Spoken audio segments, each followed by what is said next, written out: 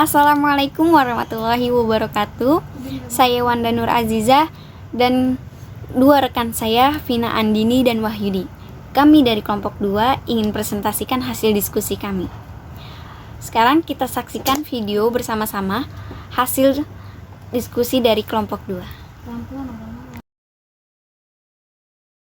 Surat perkenalan adalah surat yang dibuat oleh perusahaan yang bertujuan memperkenalkan usahanya baik barang maupun jasa kepada perusahaan atau pihak lain yang dituju. Surat niaga perkenalan berisi tentang perkenalan produk yang dapat diberikan oleh kantor atau badan usaha. Tujuan surat niaga perkenalan ini dibuat agar para pelanggan dapat mengetahui produk dari perusahaan tersebut. Surat perkenalan biasanya berisi tentang produk yang ditawarkan, keunggulan produk, perusahaan yang telah menggunakan produk tersebut, harga produk, bahkan promo. Surat permintaan penawaran. Surat permintaan penawaran dibuat oleh calon pembeli kepada perusahaan penjual yang berisi permintaan untuk menawarkan produk yang dimiliki perusahaan tersebut.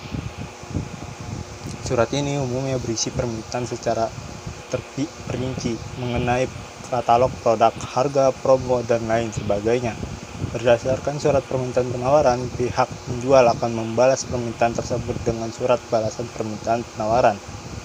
Biasanya surat balasan permintaan penawaran dilampiri daftar harga atau booklet sebagai bahan pertimbangan lain dengan maksud untuk mencari harga yang sesuai dengan kemampuan keuangan dan keinginan calon pembeli.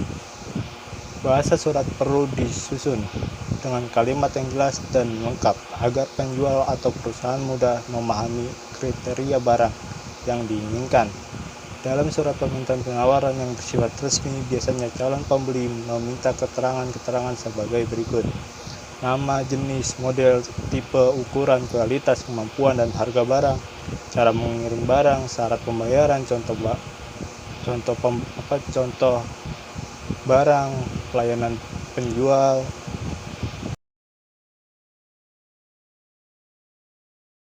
Penawaran.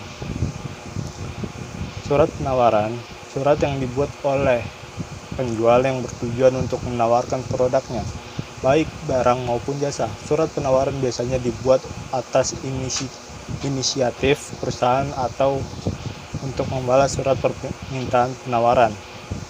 Setiap perusahaan yang bergerak di bidang produksi barang biasanya punya keinginan untuk menjual barang sebanyak mungkin dengan waktu yang cepat. Oleh karena itu, sangat penting sekali bagi perusahaan untuk menggunakan surat niaga penawaran barang kepada perusahaan lain dengan tujuan agar perusahaan yang dituju langsung tertarik. Jika surat penawaran dikirim berdasarkan surat permintaan penawaran, maka disebut sebagai surat balasan permintaan penawaran. Biasanya surat penawaran tersebut kurang kuat kedudukannya karena surat penawaran yang dikirim akan dibandingkan dengan surat penawaran dari perusahaan lainnya. Sebaliknya, jika surat penawaran yang dikirimkan itu tanpa adanya permintaan penawaran, maka dalam penyusunan surat, perusahaan lebih leluasa dalam mempromosikan barang yang ditawarkan. Penjual akan lebih aktif menawarkan barang-barangnya agar lebih dikenal. Surat penawaran atas inisiatif sendiri biasanya digunakan untuk mempromosikan barang-barang yang baru.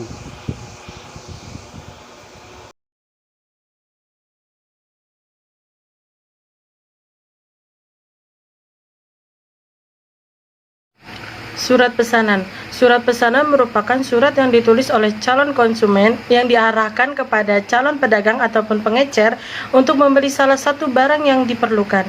Dalam menulis surat pesanan, perlunya tidak terlalu terburu-buru, namun harus dipelajari dahulu secara cermat tentang isi dari surat pesanan tersebut. Tujuan dari surat pesanan barang yaitu tentu saja untuk memesan suatu barang atau jasa yang diinginkan oleh perorangan atau instansi. Adanya surat pesanan barang yaitu agar apa yang dipesan jelas dan sesuai dengan maksud. Fungsi surat pesanan yaitu 1. Sebagai tolak ukur kualitas suatu barang. Yang kedua, sebagai pedoman untuk pengirim suatu barang. 3. Sebagai barometer maju tidaknya suatu perusahaan. Dan yang keempat, sebagai pedoman untuk menentukan besar kecilnya suatu pembayaran. Dan ciri-ciri surat pesanan yaitu 1. terdapat nama dan jumlah barang yang akan dipesan. Yang kedua, adanya kejelasan pembayaran. Yang ketiga, terdapat jenis dan tipe barang yang dipesan. Yang keempat, terdapat cara pengiriman dan cara penyerahan yang dikehendaki. Yang kelima, terdapat waktu penyerahan atau waktu pengiriman yang diinginkan. Yang keenam, adanya kop, surat atau kepala surat. Yang ketujuh, menyertai waktu transaksi. Yang kedelapan, bahasa yang digunakan resmi atau baku. Yang kesembilan, menjelaskan pihak penjual atau pembeli. Yang kesepuluh, bersifat deskripsif, argumentasi, dan persuasif. Yang ke-11, terdapat perincian objek, barang atau jasa yang dijual. Yang ke-12, isinya berkaitan dengan barang atau layanan jasa perniagaan.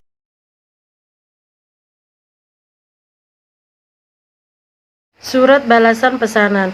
Penggunaan surat menyurat dalam berbagai urusan resmi memang masih sangat sering kita lihat sekarang ini. Berbagai perusahaan, instansi, lembaga, maupun organisasi menggunakan surat resmi sebagai alat komunikasi mereka. Dan ketika suatu pihak menerima surat dari pihak lain, maka pada umumnya mereka akan menggunakan surat balasan untuk menanggapi surat tersebut. Setiap pihak yang mengirimkan surat kepada pihak lain tentu akan menginginkan feedback dari pihak yang dikirim surat tersebut, dan kita sebagai pihak yang menerima surat juga secepat mungkin bisa mengirimkan surat untuk mereka. Mungkin saja surat tersebut merupakan penawaran, surat penawaran barang, surat pengaduan, dan berbagai jenis surat lainnya.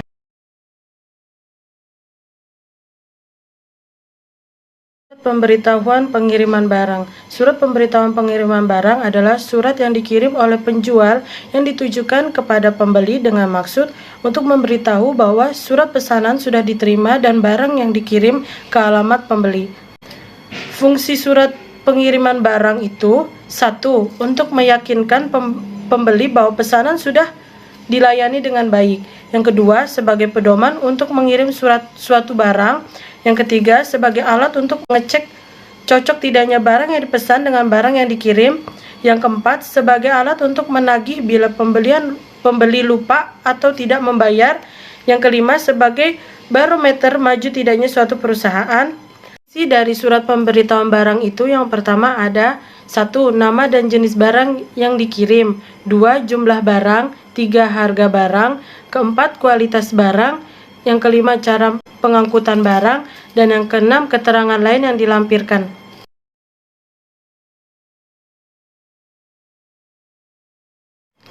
Surat tagihan adalah surat yang dibuat dan dikirim oleh penjual kepada pembeli atau konsumen, karena si pembeli hingga batas waktu yang disepakati belum membayar kewajibannya.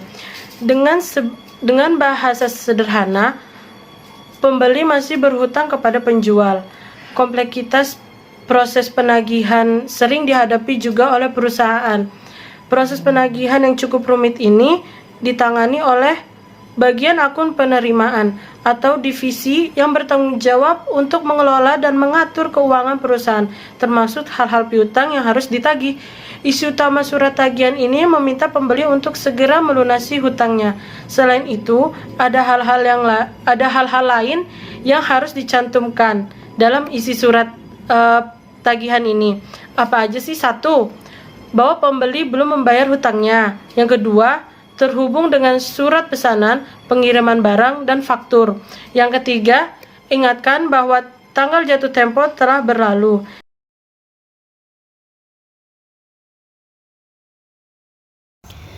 Surat pengaduan adalah surat yang dibuat oleh pembeli yang ditunjukkan kepada penjual dengan maksud untuk memberitahukan bahwa barang yang dikirim tidak sesuai dengan pemesanannya, disertai dengan cara penyelesaiannya. Hal ini sering terjadi dalam dunia bisnis, walaupun jual beli telah disepakati kedua belah pihak.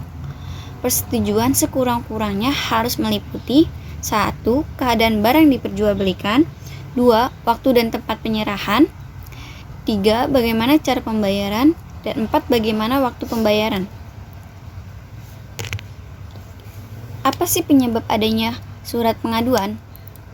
1. Kerusakan barang. 2. Kekurangan barang. 3. Kualitas barang tidak cocok dengan pemesanan. Keempat, keterlambatan pengiriman barang. Dan terakhir, kesalahan yang tak terduga. Adapun syarat-syarat penyusunan surat pengaduan. Syarat-syaratnya penyusunan surat pengaduannya itu ada 3, yaitu pertama, harus mempunyai alasan kuat yang serta bukti-bukti sah.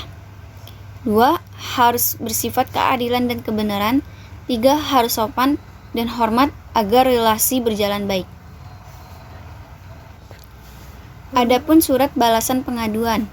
Surat pengaduan barang ini ditunjukkan kepada penjual atau distributor atas barang yang rusak atau tidak sesuai pemesanan yang dilakukan oleh konsumen.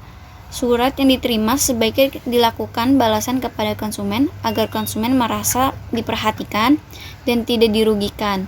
Surat ini biasanya ditunjukkan kepada perusahaan, bisa toko atau distributor barang tersebut. Surat pengaduan barang ini tergolong surat resmi, sehingga kita perlu membuat surat dengan tata bahasa yang resmi, baik yang kita tuliskan untuk penjual maupun balasan kepada pembeli. Beberapa hal yang perlu diperhatikan ketika akan menulis surat balasan pengaduan ini adalah penggunaan bahasa yang resmi atau formal, sopan, dan jelas. Surat balasan atau pengaduan barang atau produk memiliki beberapa ciri khas, di antaranya. Yang pertama, terdapat kalimat ungkapan terima kasih atas pengaduan yang telah dilakukan. Kedua, adanya ungkapan penyelesaian karena kejadian tersebut, bisa juga ditambahkan alasan yang mendukung. Ketiga, adanya keputusan untuk menyelesaikan masalah yang muncul. Dan keempat, pemberian saran apabila muncul masalah berupa membantu pembeli. Yang terakhir, berusaha untuk meyakinkan pembeli bahwa kejadian tersebut tidak berulang.